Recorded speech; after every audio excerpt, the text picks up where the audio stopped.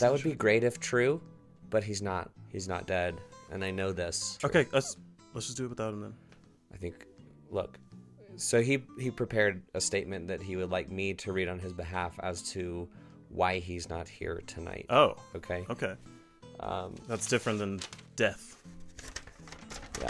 From the Journal of Jackson Hill, dated February 5th, 2020. I ain't never gonna see no lady movie no more. The fact of the matter is, I has been fooled one too many times by the ladies.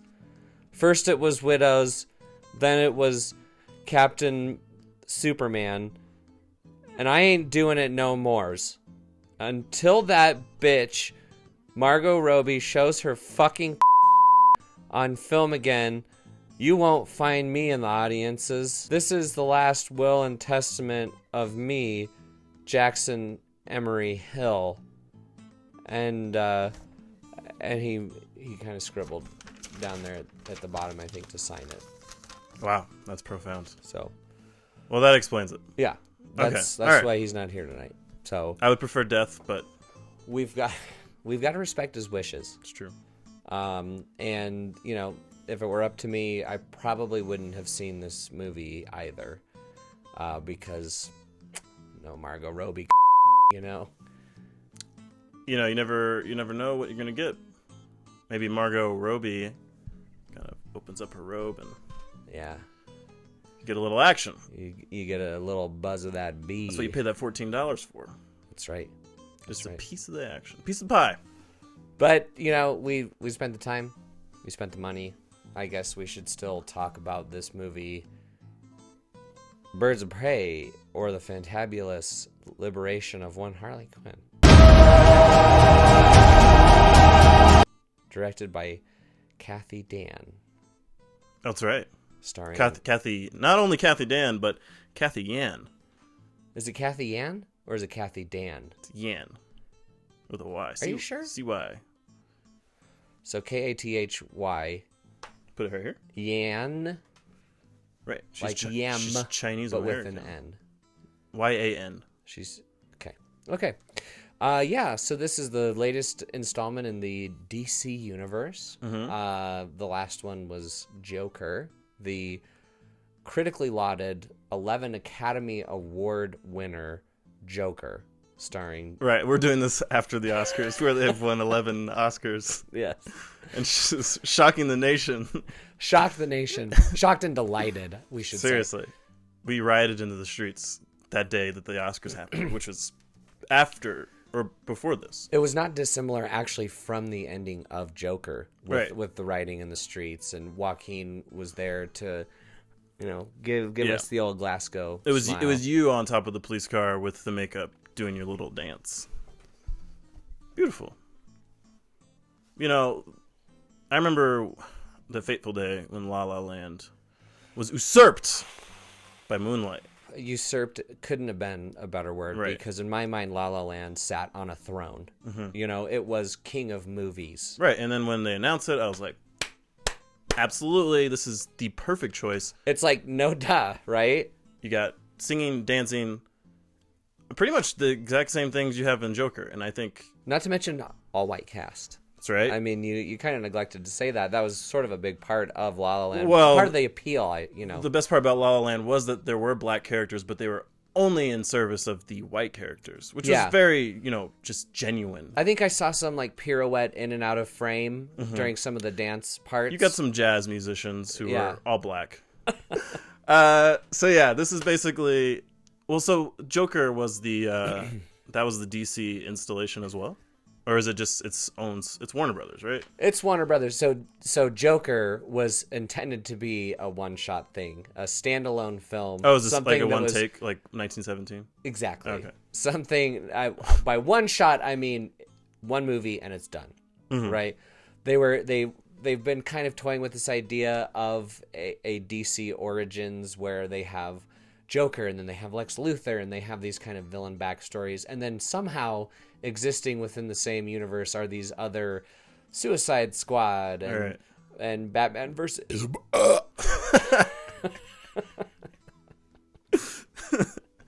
Look, Jackson's not here, but the burps are, and that's all that counts. The verbs keep on coming, my man. So they're setting up all these villains, and like I think halfway through this movie, I was like, "Where's Batman?"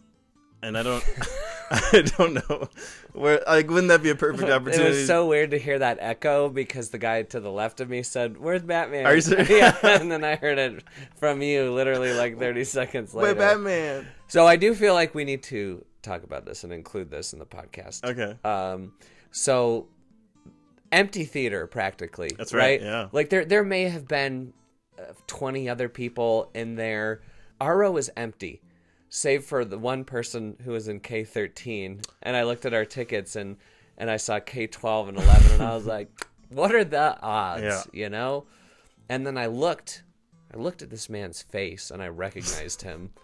He was in my comics superheroes films class. Okay. Yeah, and you were delighted to see him. I was flabbergasted because I hadn't seen this guy in years, basically since I graduated college. But we were in this superhero film class, and I could tell that it was like probably something he'll remember on his deathbed. Like just the fact that academia had acknowledged that superheroes were a thing and that he could take a class and study superheroes it was an achievement of some kind for him.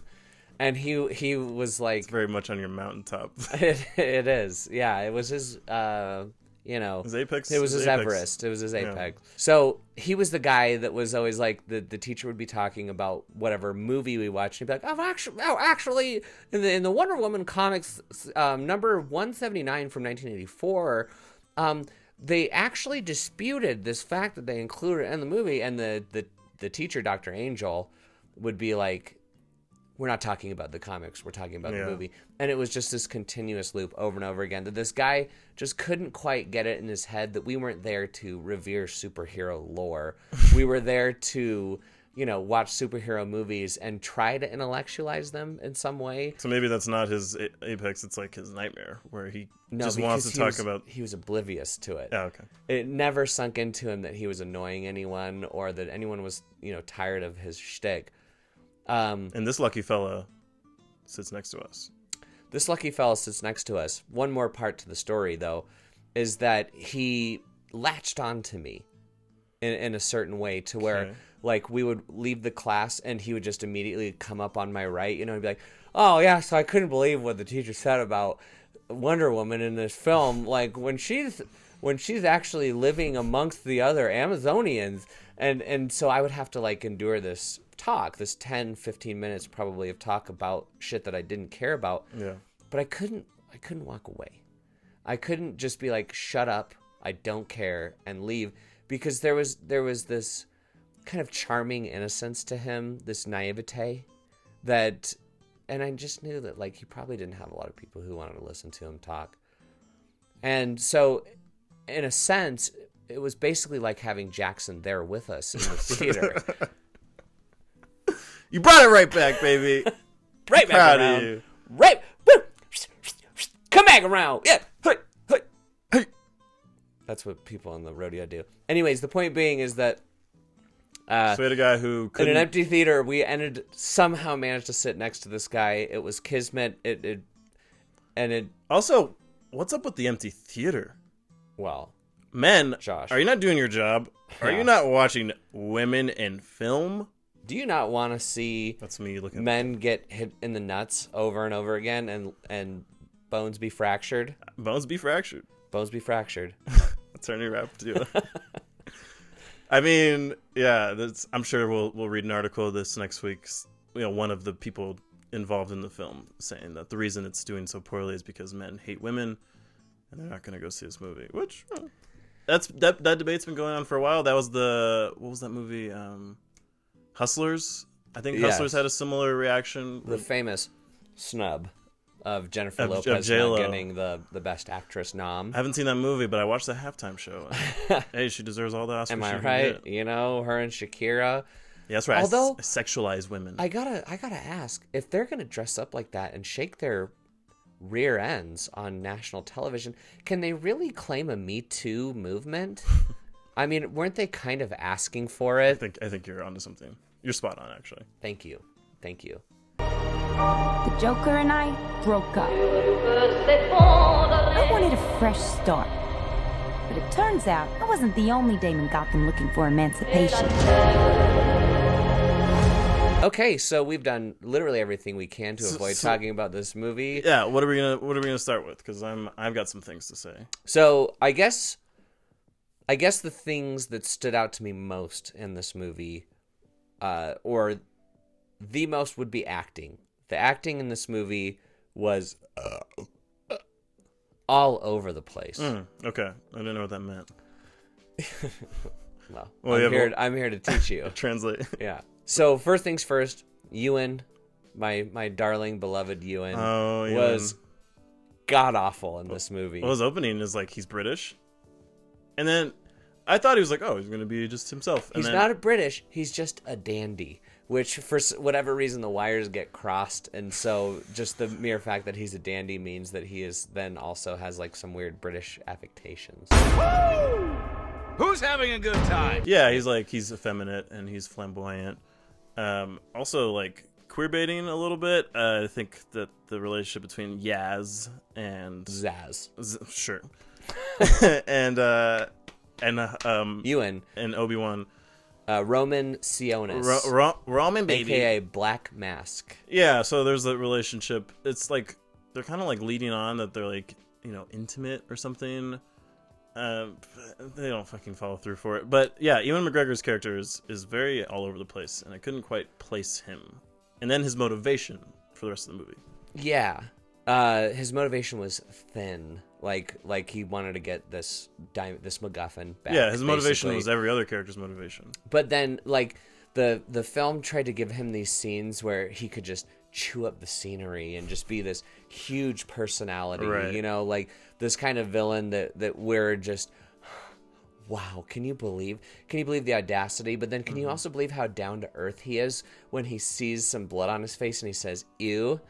It's so bitchy, and I love it. It's like the Leonardo DiCaprio school of acting, where you confuse your acting with slowly building up to just screaming in a scene. That's pretty much all he does in this movie. He just has scenes where, like, there's a certain kind of villain that is unpredictable, and he'll do all these things, and he's menacing, but then all of a sudden he's like charming, and he's all over the place. And I think he's trying to capture that, but it just wasn't enough. I don't know. What he was a self-aware Joker, basically, in terms of like, oh yeah, how he could swing in between, banality and then extreme violence, right. and attempted rape, and that the whole time he was making jokes about it, and but there's not enough jokes.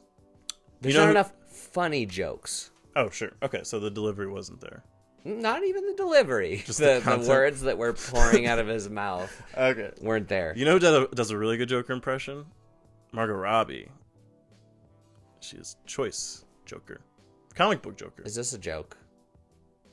Sir, I know joke. I know joke. I tell you joke. There's no joke, sir. Penguin go to mechanic. I will tell you, so let's move on to Margot.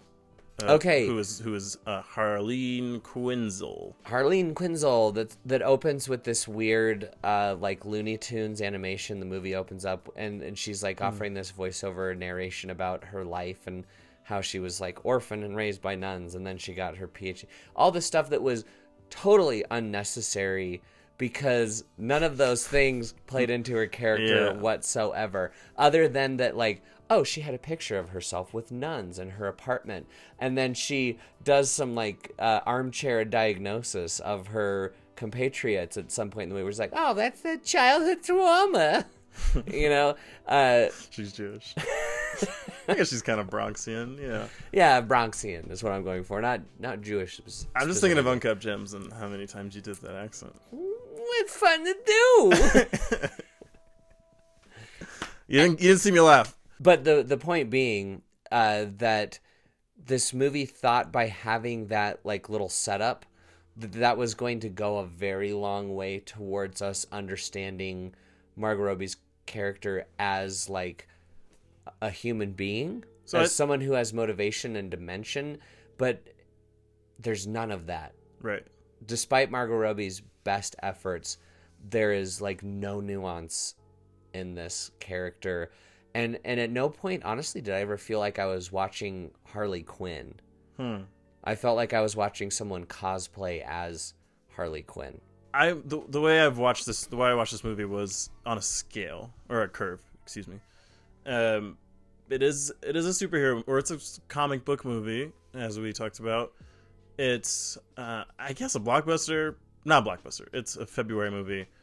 That's probably the most close to a blockbuster that you'll get in February, unless you're still watching Dolittle. Name literally one other February movie that I know is coming out. Well, or that has ever been good. Like, what has ever a I don't know. I'm just saying, I wouldn't call it a blockbuster because 6 people saw it. So I watched it from the perspective of there are certain choices you're going to have to make because the studio is going to kind of bear down on you and say, like, no, we need to have these tropes. One of them is the origin story about, I guess, being an abandoned person or something. Just flawed upbringing. And the question I had when I first saw that was like, okay, with the animation and shit, are you gonna have her tell this to somebody in the movie, maybe halfway through, and then rush that, or are you gonna start up with a creative, I guess, interesting monologue to the audience? Only problem was, as you said, there was no payoff. It didn't follow through. It wasn't a through line throughout the movie. There was maybe 1 or 2 moments where we're reminded of the thing that I forgot she talked about until you brought it up. And so that's the problem. But I wasn't mad at the attempt.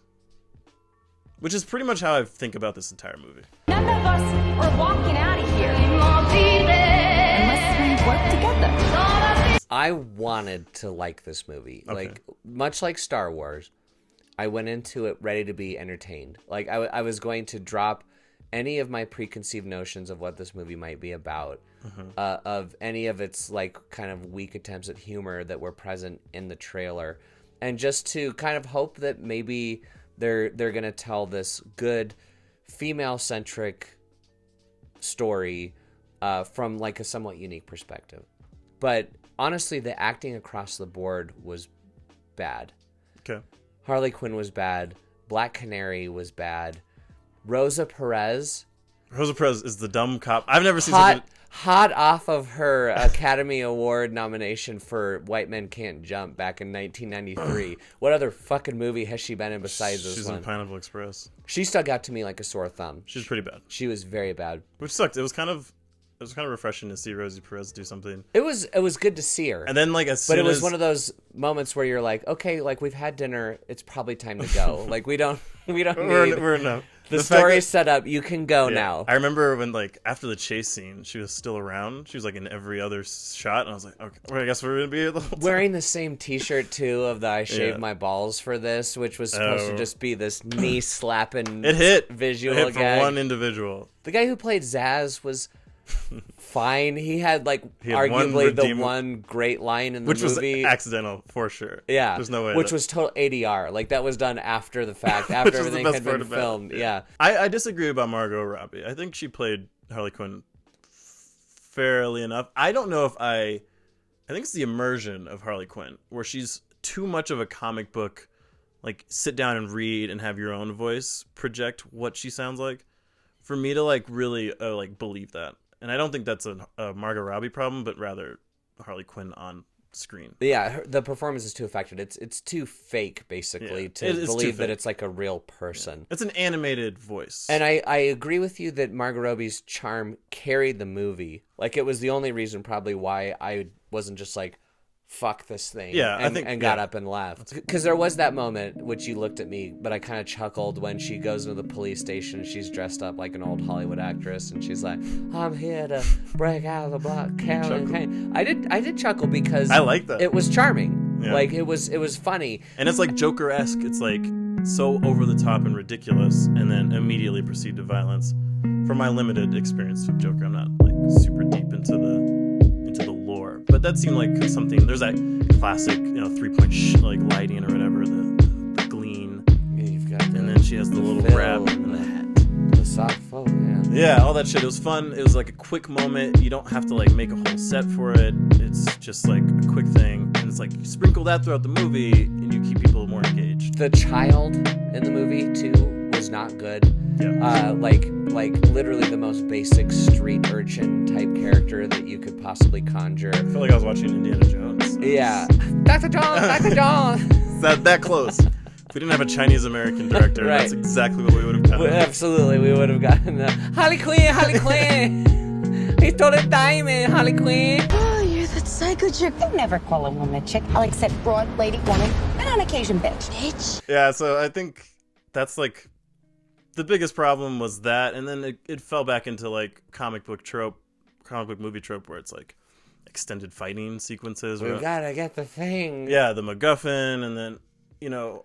So here's what I'll Yeah, I say. don't want to jump too far ahead. I think that the There's a acting lot to talk about. is unfortunately a result of the inexperience of the director, Kathy.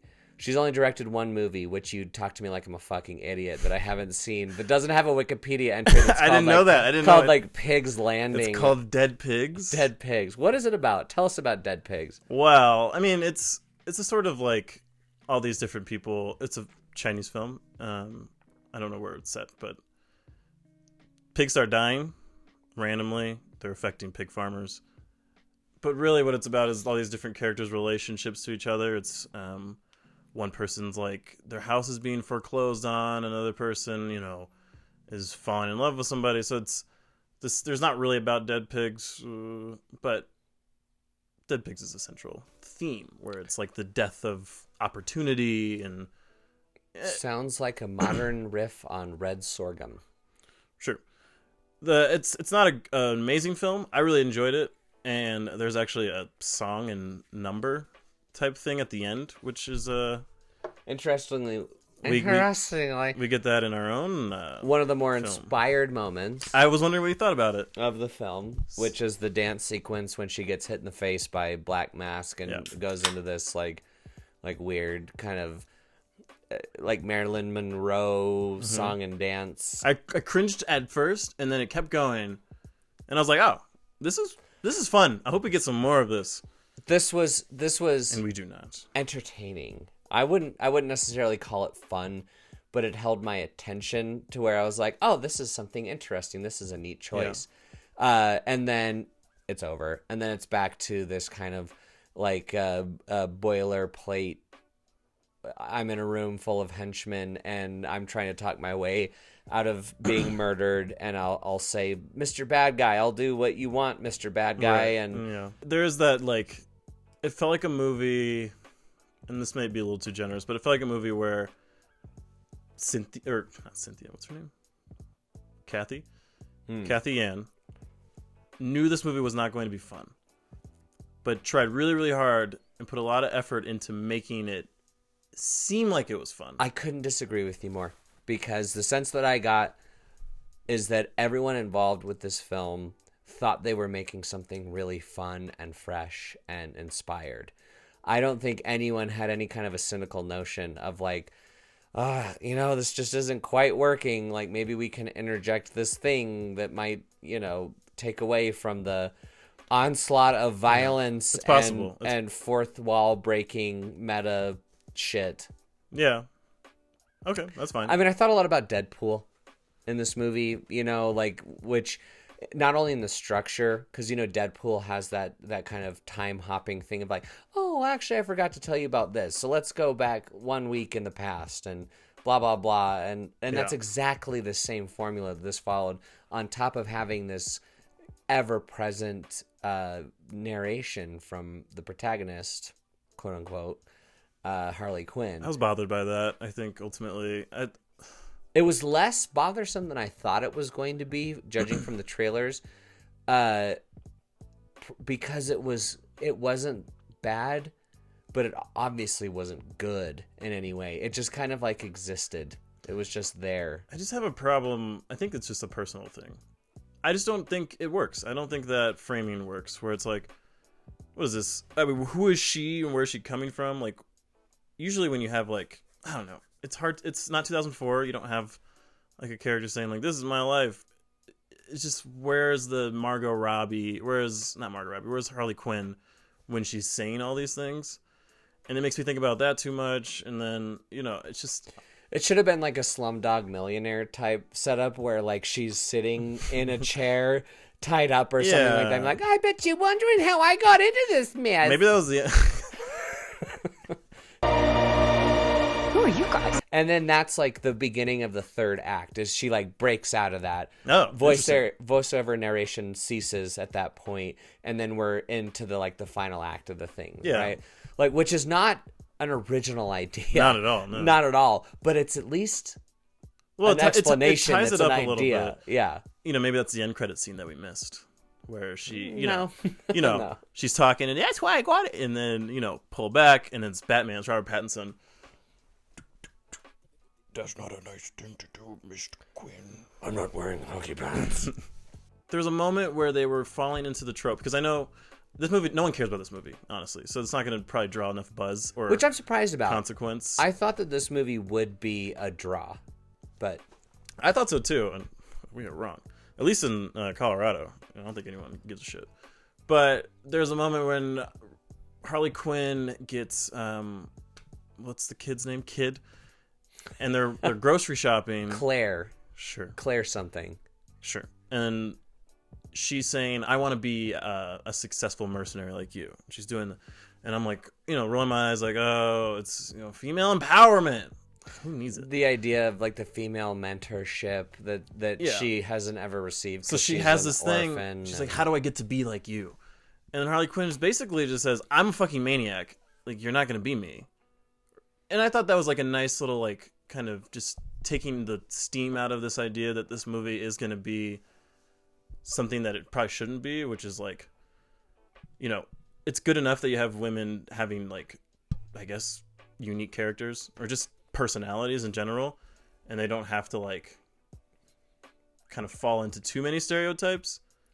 And then that would be the main big stereotype where it's just like, I'm teaching you how to be a badass. And at the end she kind of does.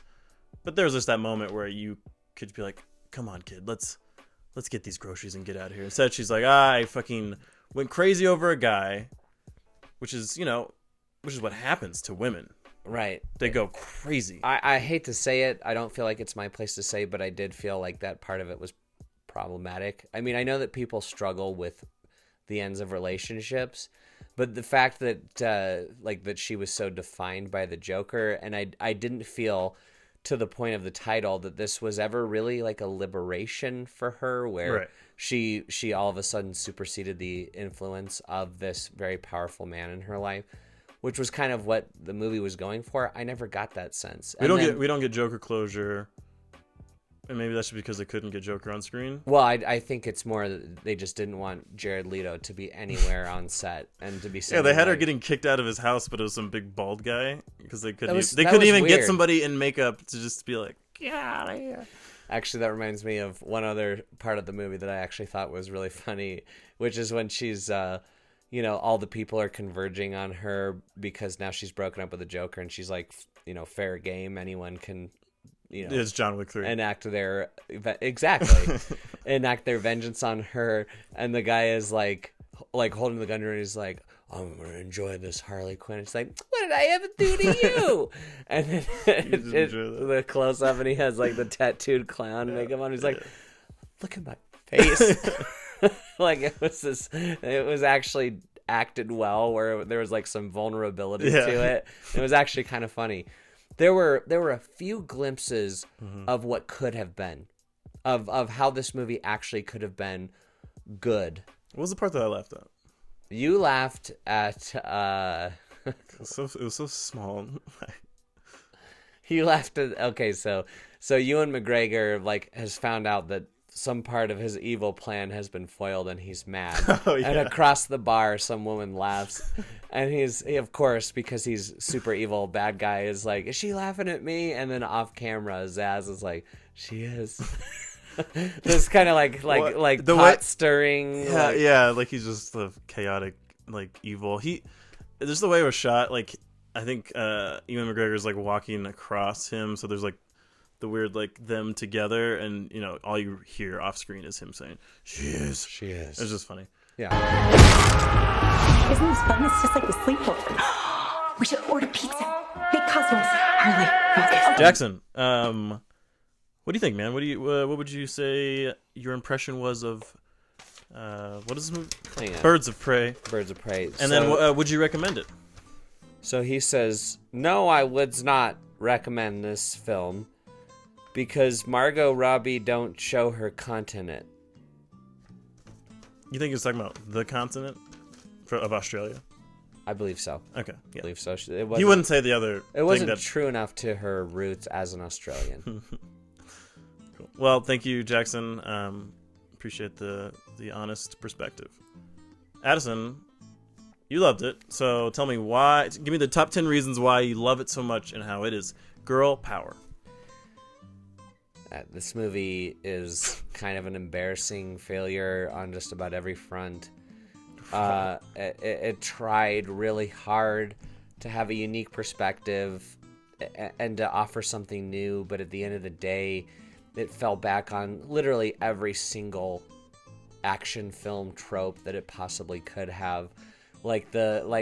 Even the scene we were talking about where they recreate the massacre in the bar at the beginning of the movie with the Huntress and Rosie Perez is walking around. Like, that shit was done in Boondock Saints, which is an objectively terrible movie. No, it's a very good done in the 90s. I want to, on the record, Boondock Saints is good. And arguably the most interesting thing about Boondock Saints was that recreation scene where Willem Dafoe's, and there was a firefight. You know, like that was the most interesting idea that movie presented. And the fact that they just took it and they didn't try to make it new or reinvent it in any way. It was just like, it's just like, people know what this looks like. Just do it. It's short. Just plug and play that scene. They'll get it if we just do it this way. So overall, I thought this movie was a pretty big disappointment. And more than anything, I guess I'm frustrated by the fact that they chose a Chinese American director, because I am a person who stands for Hong Kong. You son of a bitch. I forgot that you were going to do this to me. Josh, what'd you think of this movie? Josh. Well, it's interesting you brought up Chinese American director. It seemed like they were going for the old Marvel model, getting an indie director who has some critical acclaim, or even not even critical acclaim. She does, but maybe. I thought about that too. She directed one well-regarded film Sundance that was a film. small movie, and they're like, here's $800 million, make a superhero movie. Yeah, so it felt like DC was just being like, oh, this is the only way that this success is existent for Marvel. So they tried to do it, and they felt like, that's not her material. I felt, just based off the one movie she did, there were some moments where I was like, I can see her clear vision. But other than that, it's a boilerplate movie, and just different characters than the other boilerplate movies. I would not recommend this movie, but I don't think it's that bad, and I think I am just disappointed. But I think on this curve, as I started out talking, the curve of this film is on the scale of comic books. And I don't know if that's how you properly use those terms. This movie's not that bad for a comic book movie. The Lords of the Avenues. The Essex Street Bros? Oh, the Back Bay Beaters. Oh, damn. Action.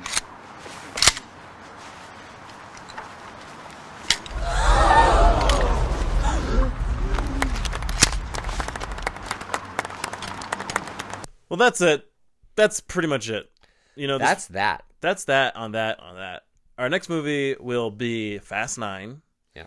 Which is, of course, the films that we look forward to that are gripping and then also very emotional and kind of heartwarming and sweet. A cinematic culmination. Right. Artistic and just really going for it. Just pushing the buttons. I never thought I would see a woman flying on a helicopter only then to be hit by another car. There's a magnet plane. Oh, that's right.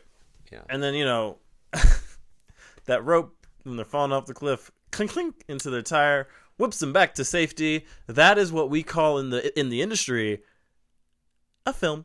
Yeah. Yeah, I never thought I would see a movie that tried in any way to put Vin Diesel as an older brother to John Cena.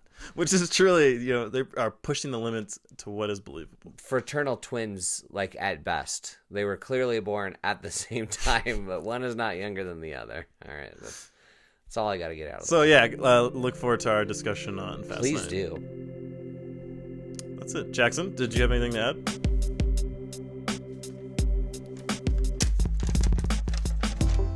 Fuck bitches.